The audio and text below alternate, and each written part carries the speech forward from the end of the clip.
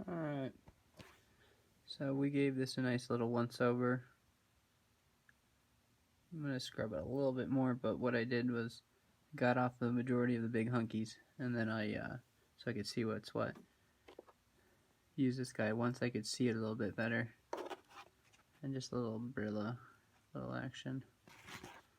Then I hit it with some penetrating. It's an anti-corrosive layer. Some people put like petroleum jelly and shit, but that's just, you know, whatever's. So,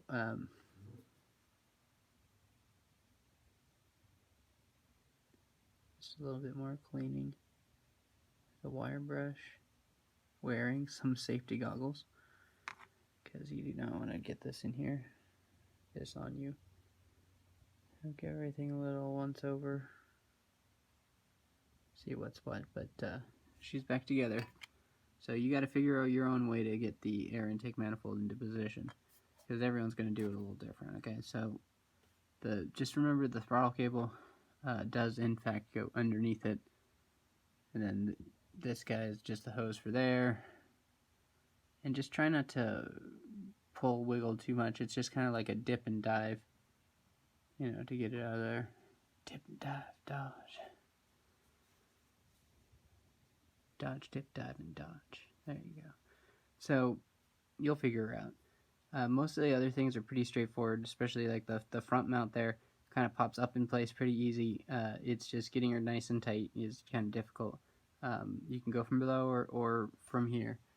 It just depends on your reach and how you want to do things. Now I'm doing the oil change now at the moment because, you know, I'm here, I'm doing it. Might as well.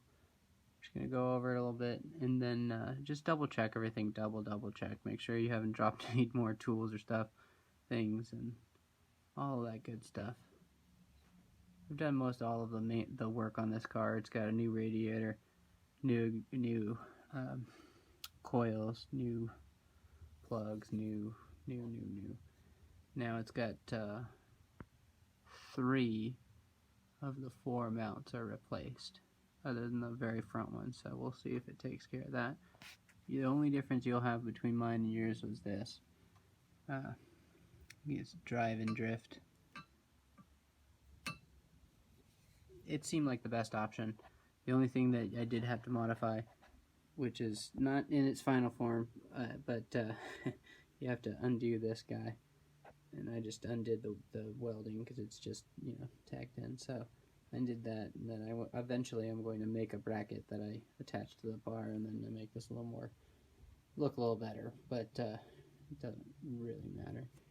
So it's together, it's all doing better. I think this is my final little, you know, nitpicky. I'm not gonna leave it to corrode as bad as it was, you know.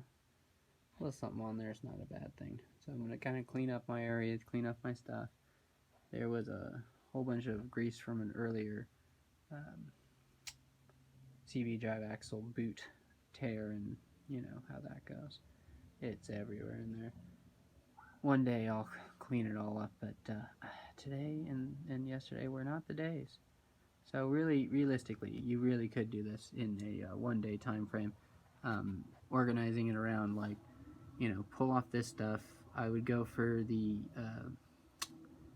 brace under the oil pan, and then remove the bar that is the front to back with the front mount there, down in there.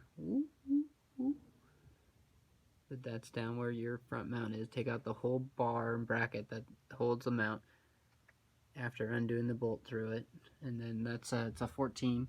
Most everything through most everything through this whole car is 14, 17, 19. I think I only had 2 10s because that was for airbox seat right there. That's a 10.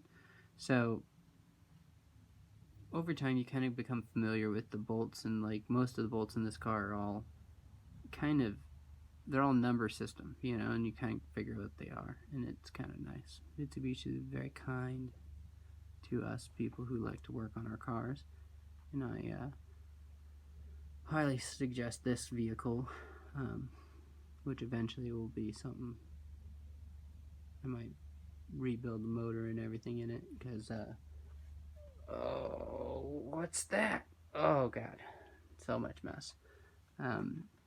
That's a cylinder head I pulled off of my project car, so I could rebuild it essentially and then have it ready to swap into the top end of this and then do a full rebuild on the lower end with that all inside of the motor, inside of the engine bay. Instead of pulling the motor out, you just kind of leave everything in, put it all up on stands, take off the top end of the motor, and then you pull all the pistons and everything out of the oil pan area and all that good stuff. But this is a very, very friendly motor. I enjoyed working on it. And other than that bolt being, to me, in the wrong direction, you'll see it, and it is a bitch. And seriously, I mean, I could not do this job without a swivel.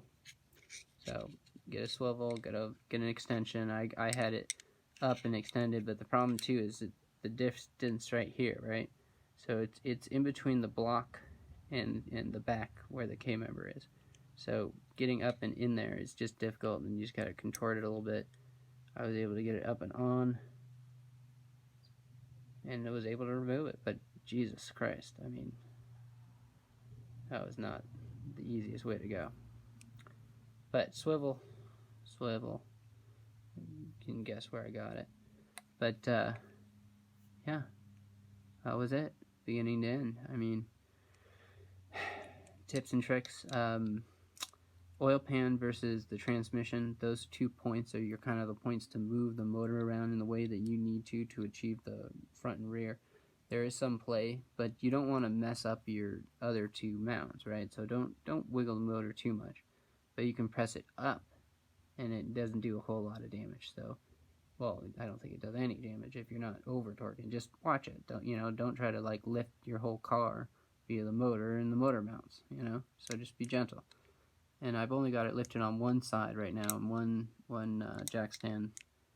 And I got 2 jacks, but you could do it with 1. I mean, it's easier with 2. I mean, you could do 1 oil pan with a jack stand and like lift and lower the motor. I mean the car to achieve the moving of the motor. I mean, there's 20 different ways you can do this whole thing. I highly suggest pulling out your air intake manifold here. It just gives you that access to that upper bolt for getting the rear guy in. So this is the one that's the upper. So once this is out, it's just the lower guy that's the one that's just hard to access and get out. So I replaced it with another one, as I've shown. So hopefully this was helpful to you, and good luck.